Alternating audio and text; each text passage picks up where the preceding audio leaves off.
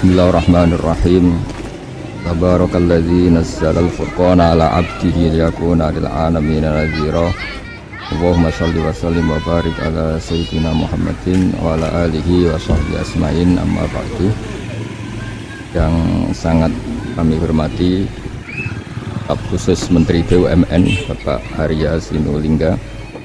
Ini ada Pak Aryo, ada Pak Bima, dan ada beberapa pejabat dari BUMN, juga teman-teman dari BUMN, semua pekerja, semua yang ikut menangani BUMN yang saya hormati.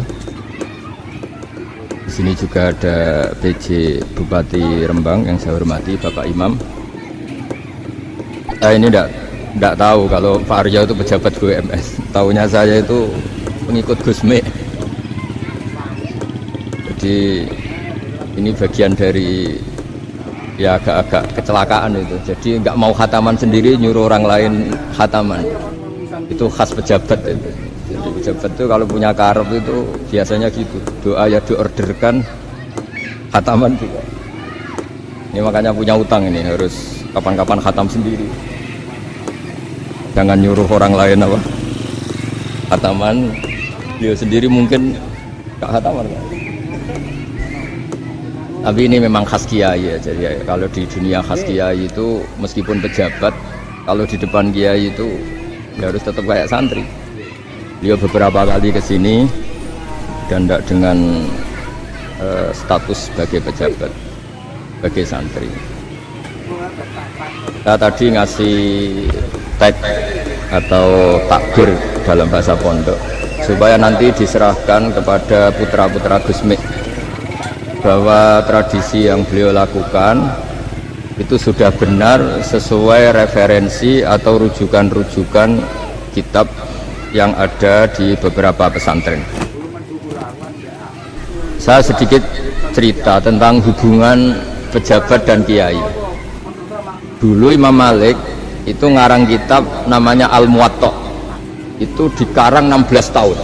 Jadi bisa dibayangkan, sekarang orang yang sangat alim masih ngarangnya dalam waktu 12 tahun. Ditirakati, disolati, diteliti, diulang lagi sampai 16 tahun. Saking populernya kitab itu, seorang presiden, kalau dulu era khilafah ya, itu minta supaya Imam Malik datang ke istana mengajarkan Al-Muwatta ke putra-putra Harun Ar-Rasyid.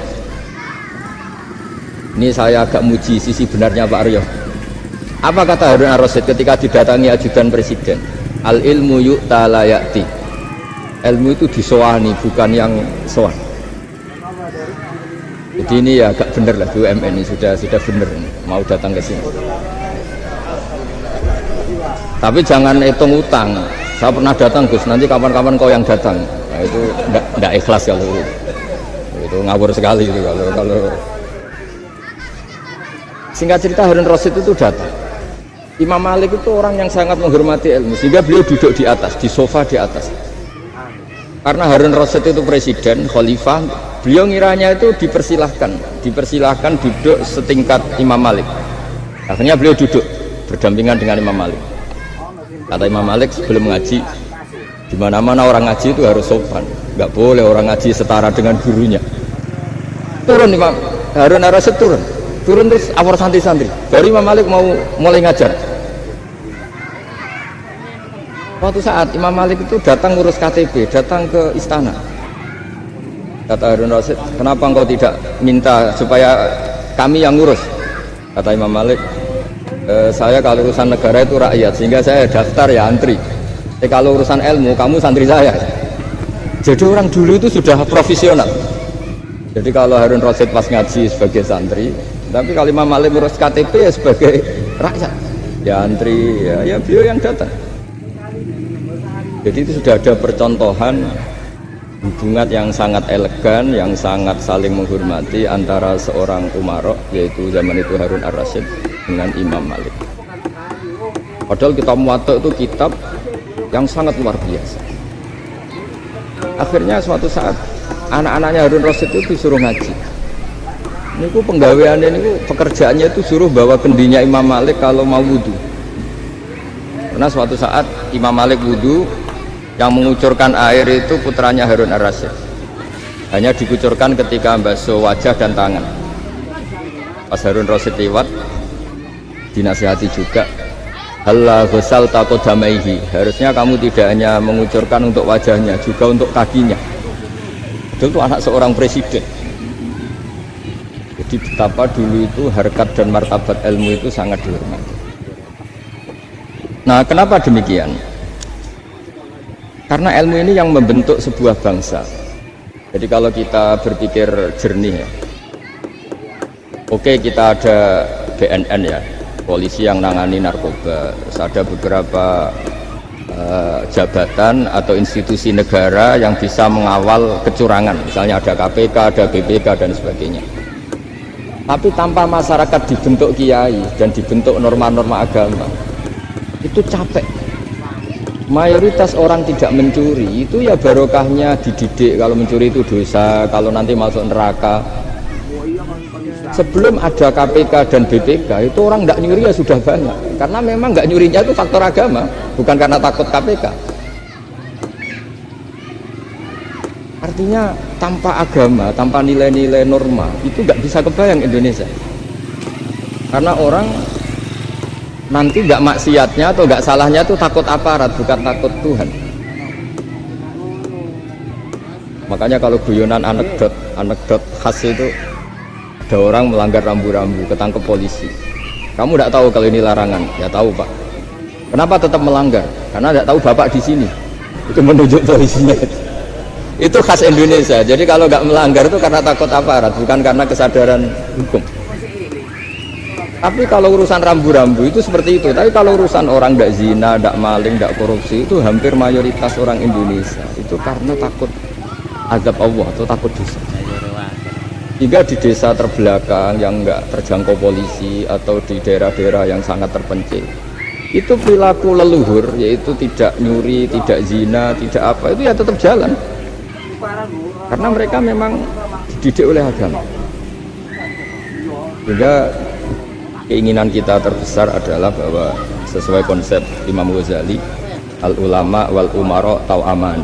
Jadi ada sinergi lah antara ulama dan umara.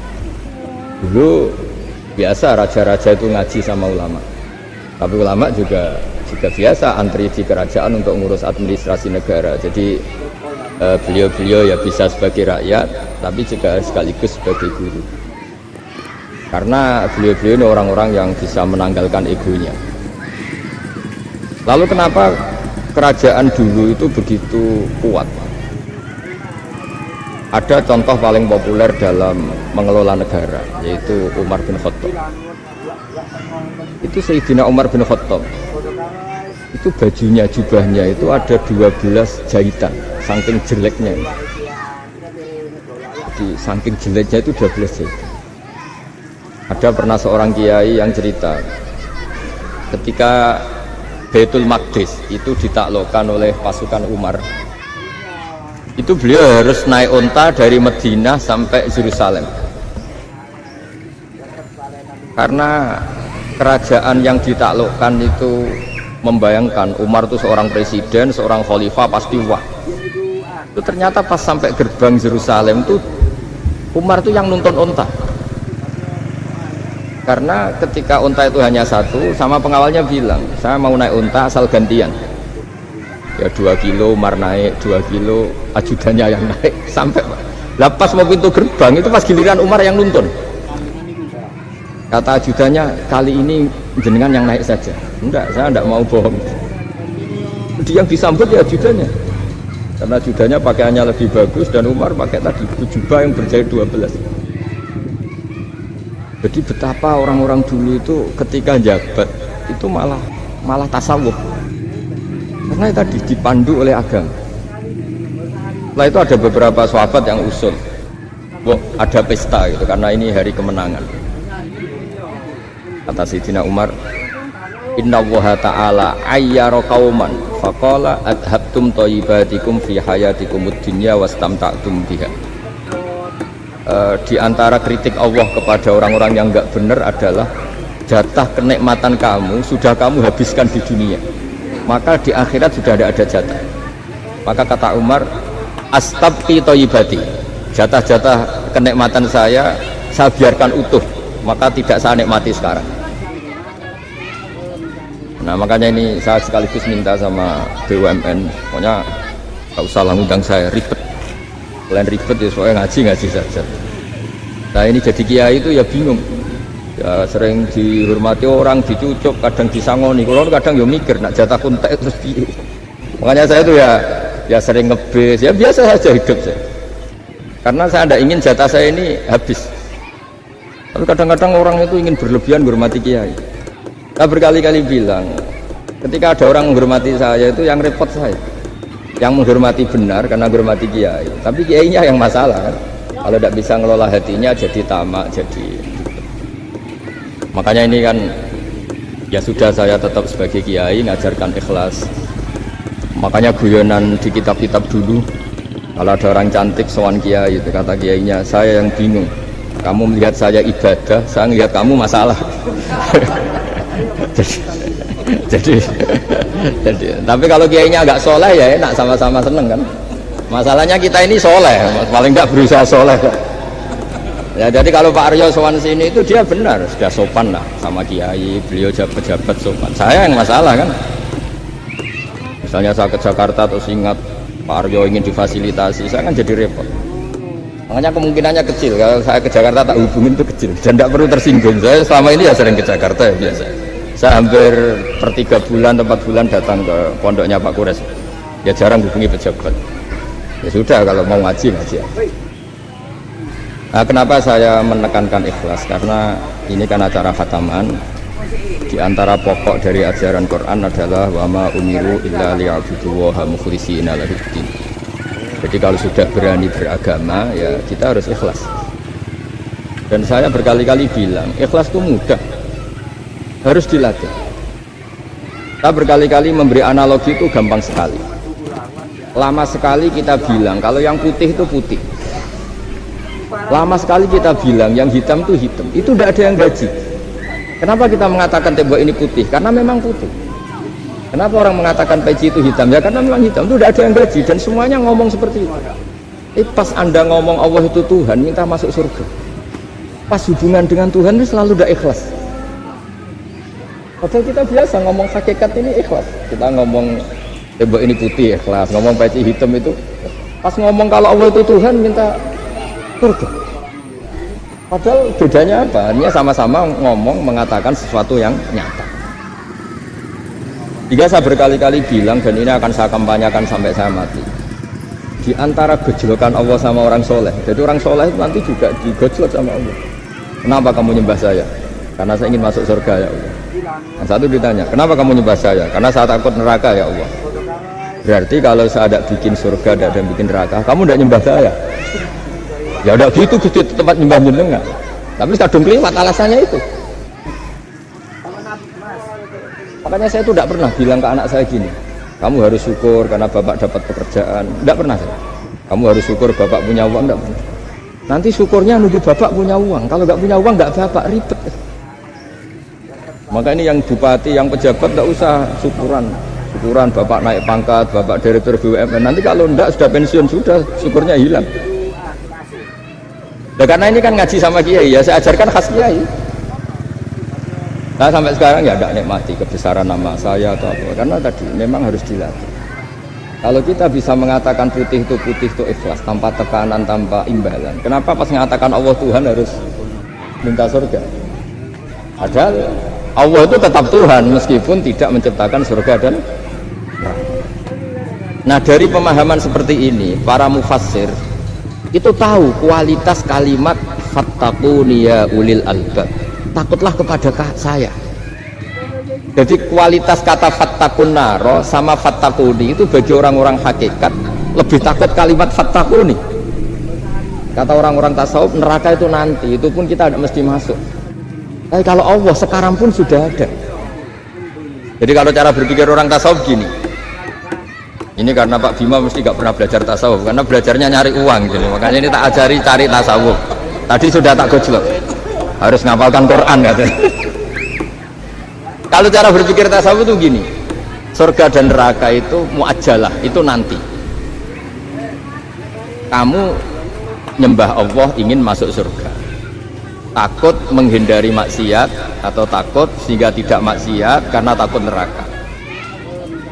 Dan surga itu simbol ridhonya, neraka simbol bencinya, sukhtunya Allah.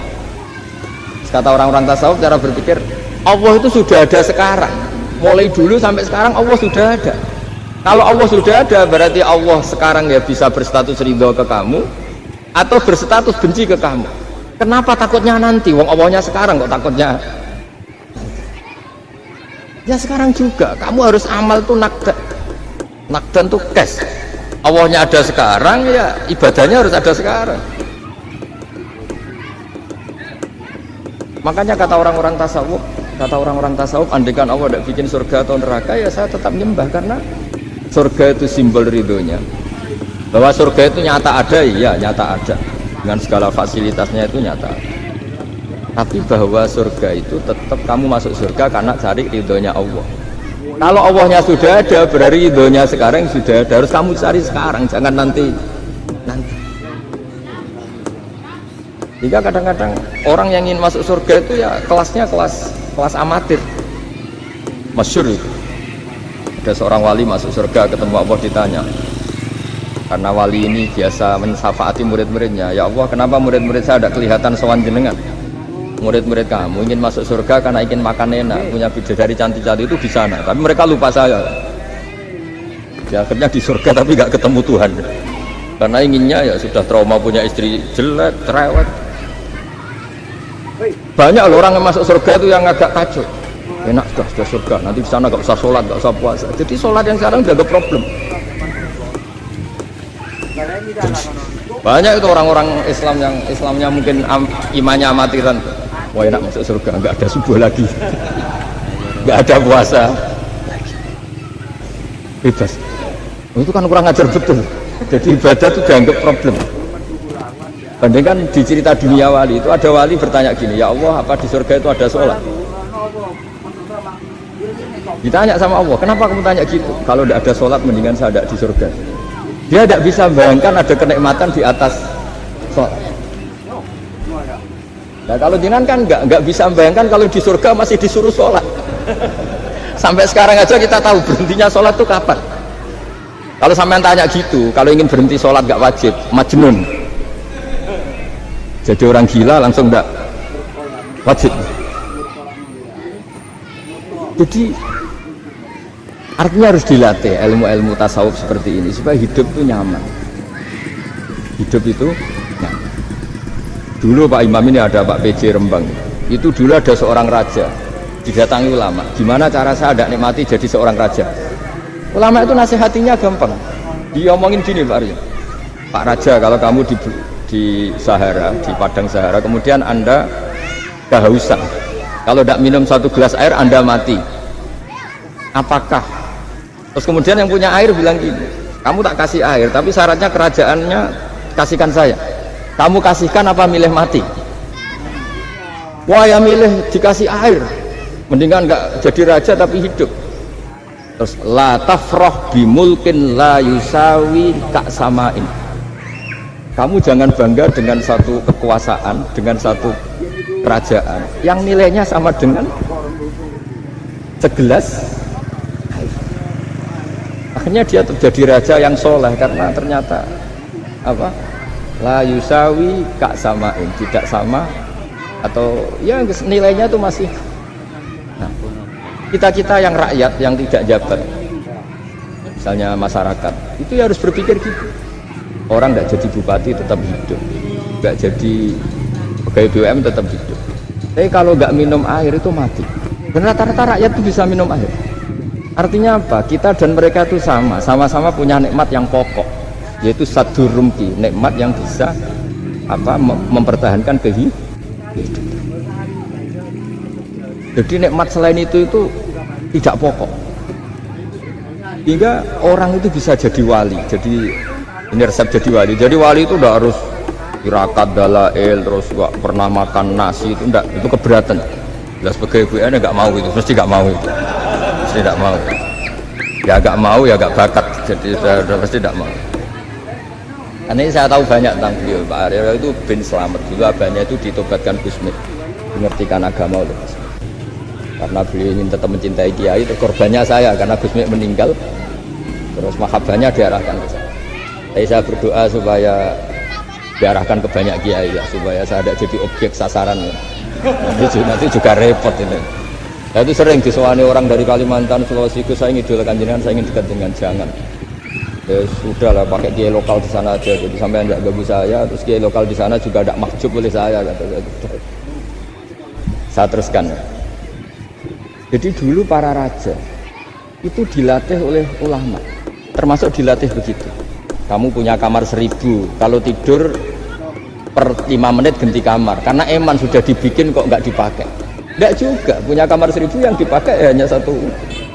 Ngapain punya 1000 yang dipakai hanya punya baju satu lemari, yang dipakai hanya satu. Apa mentang-mentang bajunya 5 terus pakai rangkepan sampai 5.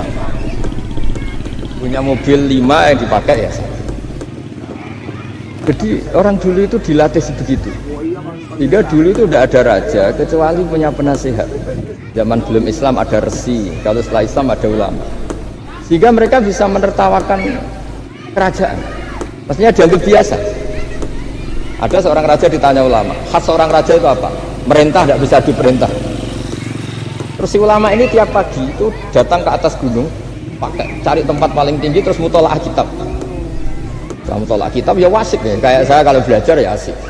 Ngalah-ngalahin jagungan sama pegawai BUMN kalau saya sudah belajar. Terus dia bilang, enaknya apa jadi raja? Saya di sini nggak ada yang memerintahkan saya, berarti saya dengan raja sama. Dan kelebihan saya juga tidak ada yang ganggu. Kalau raja masih banyak yang ganggu.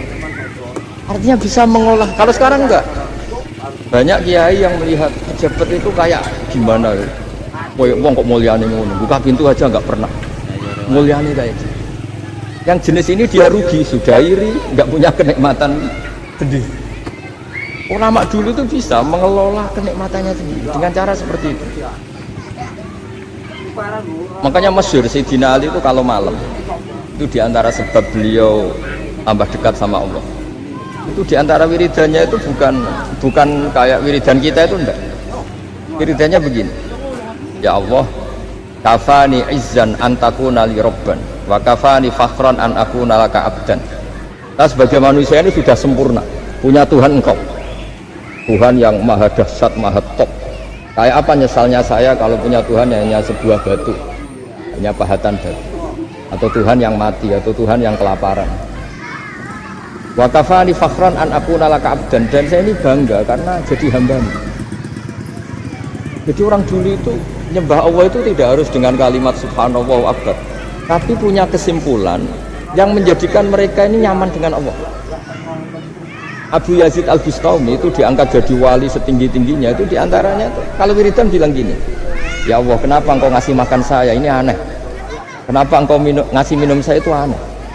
Di mana-mana orang memberi itu ada kepentingannya. Misalnya majikan bayari karyawan karena ada kepentingannya. Malah kalau di fikih itu agak absurd. Fikih itu hubungan suami istri itu agak kacau kalau dalam fikih. Lelaki itu tidak wajib nafkah istrinya kalau tidak ngasih. Jadi kayak agak-agak transaksi. Dan istrinya punya hak nggak mau diajak kalau nggak dikasih nafkah. Jadi makanya dulu Mbah Mun tuh kalau ngajar saya, fikih itu ngajari wong perhitungan. Maksudnya mau ngambil bojo kok perhitungan. Tapi di mana-mana hubungannya orang itu begitu.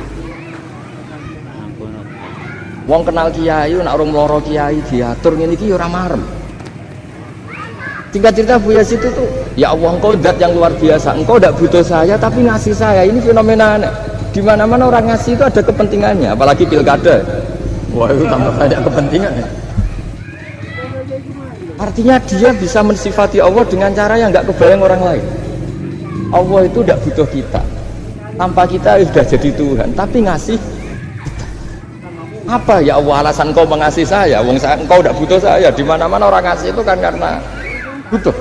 Misalnya kamu ngasih anak, apapun alasan ikhlas Anda ini karena nyaman, anak ini menjadi hiburan, tetap seneng ya. Ada unsur kamu itu dapat timbal balik, setidaknya seneng. atau ngasih rival politik kamu, setidaknya ya karena safety lah kata tadi Pak Arif, bergak berutak teman-teman, pokoknya ada kepentingan. Tapi Allah ini zat yang nggak punya kepentingan, kemudian tetap ngasih. Dari situ terus dia punya cara mencintai Allah. Jadi wali-wali dulu itu punya cara untuk mencintai Allah dengan cara seperti itu. Makanya ada wali yang nangani orang-orang macam-macam. Kayak Gusme itu masyhur, dia nangani orang fasik, orang macam-macam. Dulu itu ya ada seorang wali itu jadi wali karena beli narkoba. Tapi bukan untuk diminum, untuk dimusnahkan. Tapi kalau sekarang nggak mungkin karena narkoba harganya sudah miliaran, triliunan. Kalau dulu mungkin. Jadi ceritanya itu kampung dulu kan terpisah-pisah oleh gunung, oleh apa. Singkat cerita si wali ini setiap ada bandar narkoba dulu pakai Homer kalau dulu arak dibeli sama dia, dibeli setelah agennya pergi dilarungkan pokoknya dibuang begitu terus.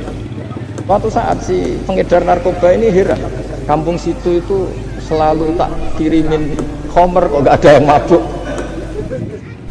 tapi dibayar cash. Malah si orang ini meninggal wangi, ternyata dia tidak ingin kampungnya itu mabuk, sehingga dicegat di jalan supaya Homer ini tidak sampai ke kampung. Sekarang kan tidak mungkin narkoba semahal itu. Tapi apapun itu kembali ke ulama dan umaro. Alhamdulillah di Indonesia itu ulama ya mati-matian supaya generasinya tidak terlibat narkoba dengan cara ditakutkan neraka. Umaro juga melakukan itu dengan cara ditakutkan penjara. Ini yang kita sama-sama ulama wal umaro apa? Tahu amal. Kita kerjasama dengan kapasitas masing-masing. Jadi penting sekali ngaji seperti ini supaya kita tahu bahwa khazanah-khazanah kita tentang dekat sama Allah itu macam-macam. Ini khusus ijazah ini sama Pak Bima, Pak Aryo. Dulu Ki Hamid Pasuruan terkenal wali. Dan di antara wiridan di Grwal Filin ada beberapa kata yang dari Kiai Hamid. Jadi di Grwal Filin itu kalimatnya utamanya dari Gusme Ahmad Siddiq, tapi ada beberapa kalimat yang dari Ki Hamid Pasuruan. Kita tahu banyak lah karena bapak saya juga temannya Gusme dan mbah saya kandung sepupu sama Mbah Hamid. Itu kalau ada orang sepuh-sepuh Pak Bima kayak jenengan Pak Aryo disuruh ngapalkan Quran, ya mereka protes. Masa saya hafal Pak? Sudah lah pokoknya ngapalkan. Ada yang 2 juz mati, 1 juz mati, karena ya sudah sepuh. Suatu saat ada ulama yang tanya, kenapa Mbah Hamid? Biar kamu dalam perjalanan di dunia tercatat ini bercita-cita hafal Quran. Jika kalau mati berstatus man salaka thoriqan yaltamisu fihi ilman sahalallahu lahu thoriqan ilal jannah. Orang yang mati berorientasi ingin ngaji. Tapi kalau kamu tidak punya orientasi ngaji kan di otak kita andaikan direkam Allah. Coba hati kita andaikan direkam Allah. Ingin kaya, ingin punya gunung, ingin punya alpat, ingin punya ini itu. Coba kalau itu nanti disetel di akhirat. Tapi kalau kamu ingin ngapalkan Quran kan setidaknya pas disetel udah keren. Ingin hafal Quran meskipun tidak hafal gitu. Ingin hafal itu tapi meskipun nanti kalau malaikatnya berhenti ditambah meskipun. Tapi insya Allah malaikat tidak ada yang berhenti. Tapi andaikan kita nanti tidak punya cita-cita ngaji, itu rekaman kita hanya itu. Ingin mapan, ingin kaya, ingin menguasai dunia. Betapa malunya kita kalau rekaman itu kita dengar di depan Allah. Padahal nanti niat ini yang dihitung. Famangkarat hijratuhu ilallah wa rasulih fa hijratuhu ilallahi wa rasulih. Orang yang orientasinya hijrah itu meninggalkan yang buruk menuju yang lebih baik hanya untuk Allah dan Rasul, maka ya dihitung ke sana. Jadi misalnya Pak Bima, Pak Aryo ngapalkan Quran, hafal-hafalnya. Tapi berarti perjalanannya ini mencari ridhonya Allah, itu ditulis.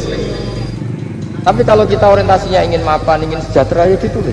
Ini ingin punya rumah 2, ingin punya rumah di berbagai provinsi. Ini coba kalau itu nanti direkam. Terus ditanya Allah, inginnya kamu apa sih di dunia? Dan itu bisa menjadi status kita. Ngeri kan? Kita ketemu Allah dengan status tidak pencari Allah dan Rasul, tapi pencari kemapa? Itu cara Mbah Hamid untuk mendidik supaya orang itu orientasinya kepada Allah dan Rasul. Disuruh ngapalkan. Ini Pak Aryo cerita, bapaknya hanya disuruh ngapalkan apa? Rabbana zalamna anfusana. Semalam nggak hafal apa. Dan alhamdulillah nggak hafalnya ditiru anaknya. Susahnya kemarin pas ngaji sama saya di kamar saya, saya punya kantor di depan rumah saya. Ya nggak hafal apa. Bener-bener konsisten. Jadi dulu bapaknya itu ketemu Gus Mei di hotel, dia ajarin semalam nggak hafal. Akhirnya hafal lagi. Ya, tapi nunggu sekian tahun mungkin. Jadi yang penting, jadi ulama dulu itu pinter cara menuntun umat menuju Allah dan Rasul. Diajarin. Artinya ada di Qurul Ghafilin. Penting orang itu menuju Allah dan Rasul. Setidaknya kalau direkam itu nanti saya ingin ya Allah dapat ridhomu. Kalau malam ilahi anta matlubi, apa ilahi anta maqsudi wa ridhoka matlubi. Meskipun semalam hanya dilafadzkan sekali, setidaknya Allah mencatat, ya Allah engkau yang kami cari, ridhomu yang kami cari. Kalimat itu kalau terulang-ulang itu menjadi mental dan lama-lama jadi status. Daripada sebelum tidur, kapan ya sugih? Dari Pak Bima, kapan gak jadi anak buah? Nanti yang menteri yang mikir, semoga gak kena reshuffle. Itu terus pikirannya. Nah ini kan, kalau ngaji saya menyinggung, yang salah ada saya, sing ngongkor ngaji sopo. Saya makanya saya santai aja. Sampai kecewa malah bagus karena tidak ngel-ngelo saya lagi. Saya dalam hal ini itu anut mazhabnya Imam Syafi'i. Imam Syafi'i itu kita punya kitab namanya Diwanus Syafi'i. Itu kalau orang tidak senang itu paling bagus menurut saya. Pak Imam Syafi'i separuh kampung tidak senang jenengan. Ya bagus lah. Kalau nggak senang tidak akan utang duit, nggak pinjam mobil. Oh nggak senang itu kan nggak mungkin pinjam uang. Saya pernah ketemu seorang bupati cerita ini, terus saya sebut bupati aktif. Lah saya cerita ini, terus saya ingin ketemu jenengan empat mata. Setelah ketemu saya lucu. Saya akan cerita. Di antara wasiat bapak saya itu unik Pak. Ngelola wong gedeng gue enak, sing ribet itu ngelola tuh seneng. Jadi, ngelola orang benci itu mudah. Yang ribet itu ngelola orang seneng. Itu mahal sekali. Itu dulu saya tidak paham. Bareng kenal wong seneng ngel-ngel no.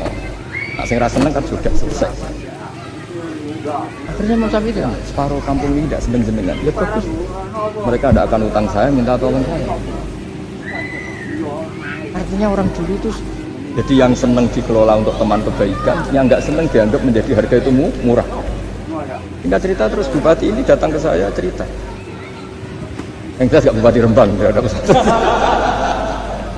cerita di bawah beduk cerita iya Gus, rival politik saya ketika saya kalahkan itu selesai. Mitra politik nanti saya kira berber. Jadi orang dulu itu segampang itu ngelola kehidupan. Artinya yang seneng ya penting, kita butuh mitra. Yang gedeng ya nggak apa-apa lah, barokahnya gedeng itu udah ganggu anda kan. Asal sing gedeng juga dukun sandat ribet itu kalau nanti.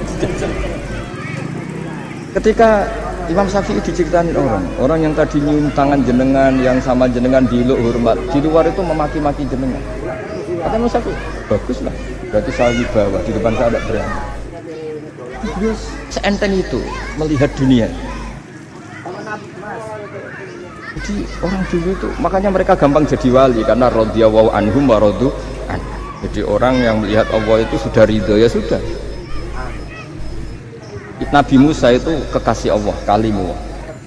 Itu orang Israel, itu yang gedeng yang ngel-ngel, yang seneng yang ngel-ngel, malah paling ribet kalau ngadepi orang Israel. Nah cerita Nabi Musa itu bilang gini, ya Allah kasih saya ijazah, yang dengan ijazah itu orang terbungkam semua, tidak bisa ngeritik saya, tidak bisa mencibir saya, tidak bisa ngata-ngatain saya. Jawabnya Allah itu lucu, ya Musa, hadza syai'un lam asna'hu li nafsi fa kaifa asna'hu bika. Aku pangeran sing salah paham akeh, apa meneh kowe mau nabi. Aku iku pangeran sing salah paham mbek aku akeh. Jadi saya ini Tuhan. Yang cara pandang tentang saya keliru itu saja banyak, apalagi kamu. Mestinya saya yang terbebas dari disalah paham. Karena Nabi Musa itu pangeran, darani anak di pucuk, ono sing darani aku fakir, ono sing darani aku kikir, macam-macam. Orang Yahudi itu kalau rezekinya baru sempit itu bilang ini Tuhan kikir sekali. Sampai laqad sami Allahu qala alladziina qalu innahu huwa fakir. Artinya pejabat juga gitu, kalau salah kebijakan juga dihujat. Ini tidak mensejahterakan rakyat. Itu kalau lapor Allah jawabannya gitu, kamu pejabat salah paham ribet, saya Tuhan saja disalahpahami. Jadi orang dulu itu segampang itu ngelola hubungan dekat dengan Allah. Jadi pakai rasa. Tiga Ki Hamid Pasuruan itu ijazah orang-orang sepuh, ada yang dikasih wiridan, disuruh ngafalkan, nggak hafal. Tadi nanti misalnya mati kok belum hafal, statusnya ini penghafal wiridan, kan bagus. Daripada ngapalkan saya ingin punya rumah kayak yang di Singapura, berarti Anda menghafalkan bentuknya, pernak-perniknya. Bila perlu Anda menghafalkan nomor arsiteknya siapa. Masa Anda hafal tentang cari ridhonya Allah, hafal bangunan milik orang lain, dan bayangkan punya. Kalau Anda mati pas seperti itu, berarti tujuan kamu ya untuk seperti itu. Itu famangkana hijratuhu ila dunya yusibuha aw imra'atin yang tihuha fa hijratuhu ila ma hajara ilaihi. Jadi nanti kita mati itu distatuskan sesuai komitmen kita ingin apa, itu status kita. Jadi kalau kita ingin punya rumah mewah kayak yang di Singapura, kayak yang di Amerika, kayak di Eropa, itu terekam di otak kita. Terus kita ngapalkan arsiteknya namanya siapa, itu di rumah mana. Terus kita angen-angen ada arsitek yang kita bawa ke sana supaya niru. Untuk kita loh, untuk pribadi, nggak tahu saya kalau nanti untuk negara, nanti kita dibantah BUMN. Untuk negara gimana? Mungkin masih mendingan kalau untuk negara. Kalau untuk pribadi, enggak cerita akhirnya kiai-kiai dulu itu bikin gerakan hafal Quran sama orang-orang sepuh yang jelas secara lahir tidak akan. Tapi butuhnya adalah ini sudah punya perjalanan menuju ini yang nanti menjadi status. Jadi misalnya Pak Imam ini PJ Rembang beberapa kali ngaji misalnya, satunya gitu, ini ngaji sama Gus Baha, ini ngaji sama siapa. Itu dan itu statusnya karena keinginannya memahami itu ya dunia sambil lewat saja. Tapi kalau kebalikannya urusan dunia dekat, arsiteknya siapa, bangunan gini habis berapa, kalau kurus rupiah berapa untuk pribadi itu detail. Pas urusan ngaji sekenanya, kadang sampai punya keluarga yang sesat apa nggak tahu, karena pas urusan akhirat sekenanya akhirnya ya sedapatnya ternyata ada guru, ada kiai tapi dukun. Saking sekenanya urusan akhirat, tapi kalau urusan dunia makanya banyak orang ditipu oknum ya, oknum yang sebenarnya agak kiai tapi ngaku kiai, sebenarnya dukun. Bisa kadang ya senengnya itu betapa mereka diingatkan urusan dunia nggak pernah ketipu, kok urusan akhirat ketipu. Jadi apa, urusan dunia detail, urusan akhirat nggak detail. Sampai dukun bermacak kiai saja sudah bisa nipu.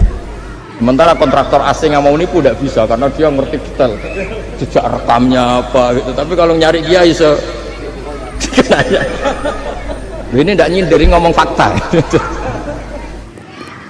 Cobalah itu diangen-angen lagi.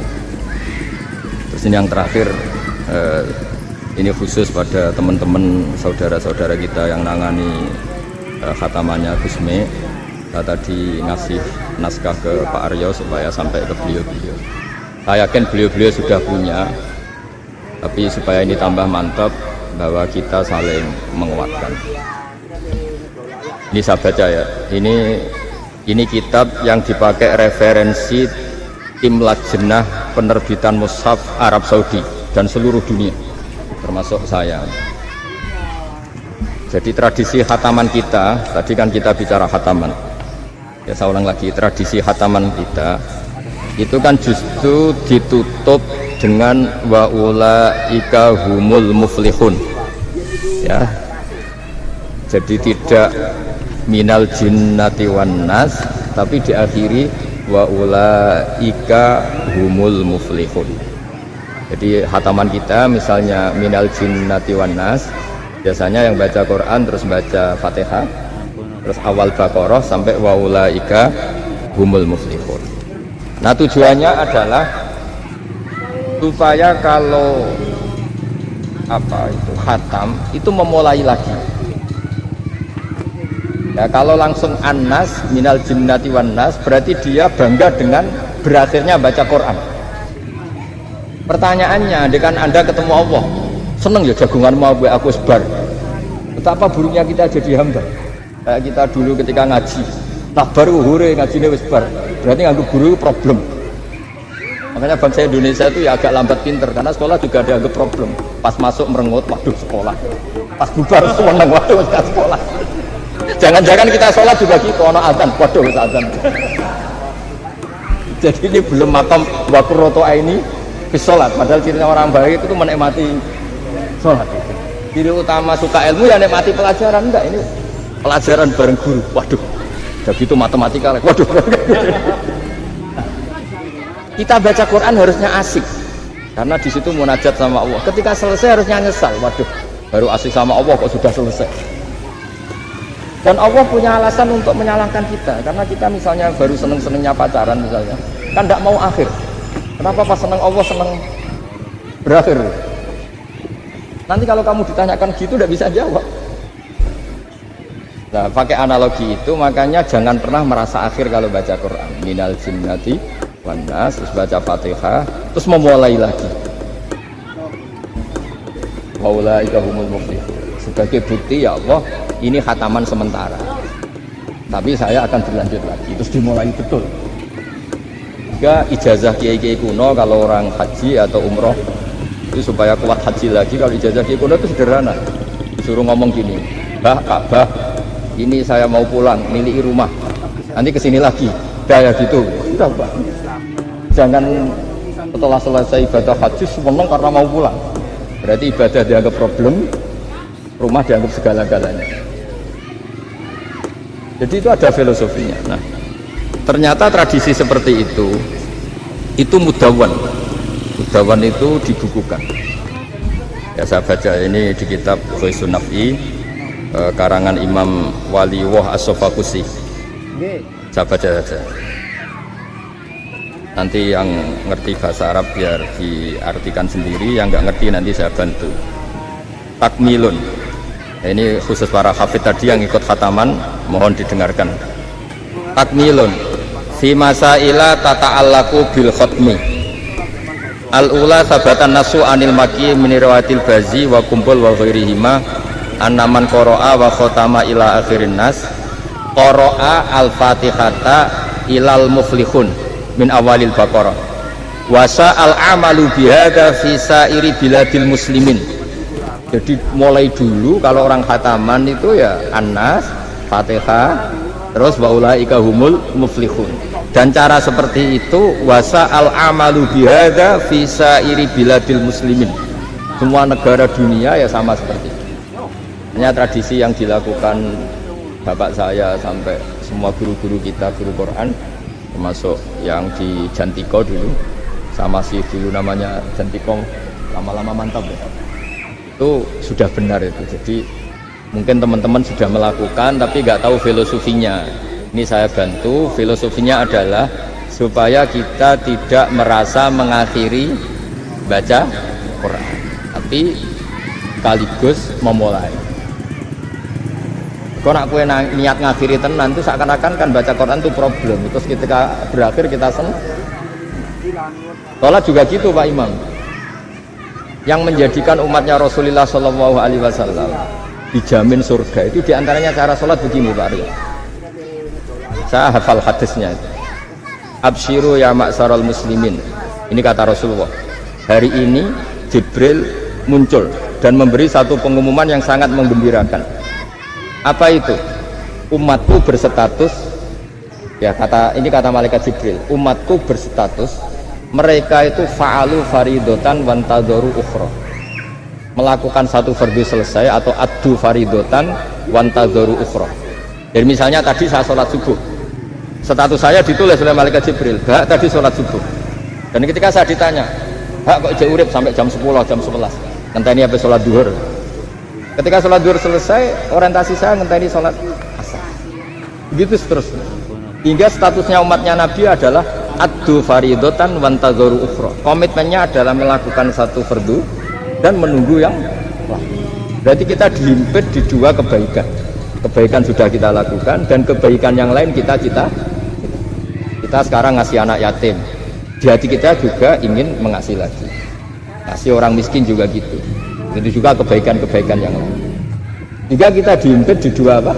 Kebaikan yang kita lakukan dan kebaikan yang kita angenkan ya, atau kita cita-cita. Ya sudah begitu. Jika dengan cara seperti itu orang Islam itu nyaman. Bayangkan kalau kita berstatus punya rumah dan punya rumah lagi, ingin punya mobil lagi, berarti satu itu minat dunia wa ilat dunia, minat dunia ilat dunia. Itu kalau pas mati, pas khayalnya begitu, Allah posisinya di mana? Ini sudah siap ya, setor ya, Ataman? Siap Pak Bunga ya? Ya, siap. Sampai berapa juz rencana? 30. Sampai 30 juz apa juz 30? Juz 30 dulu. Jadi sampai segitunya guru-guru kita memandu, makanya terus dilatih Dzikrul Ghafilin, dilatih apa supaya kalau kita biasa pergi kembali misalnya, rombongan kembali, mungkin kita istighfar. Gue sekali-kali rombongan datangin khataman Quran, datangin acara-acara, sehingga ada perbandingan. Nah, setidaknya saat kita salah itu tidak status, tapi zallah, bawaan tapi status kita adalah faman kana hijratuhu ila Allahi wa rasulih fa hijratuhu ila Allahi wa rasulih. Nah, kemudian kenapa itu menjadi perilaku masif di seluruh dunia? Kalau khataman justru ditutup oleh awal Baqarah. Kan agak aneh khataman kok ditutup dengan permukaan atau permulaan. Ya. Itu terus beliau ini di beberapa kitab diterangkan anna rajulan qala ya Rasulullah ayul a'mali afdalu. Amal terbaik itu apa ya Rasulullah?